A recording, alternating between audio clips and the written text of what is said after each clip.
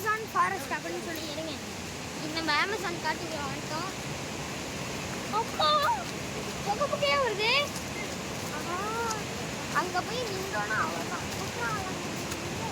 முன்னாடி தெரிஞ்சு வாங்கிடுவோம். இங்கே காட்டுக்குள்ளே இந்த கடை இருக்கு, மால் ஒன்று இருக்கு இங்கே.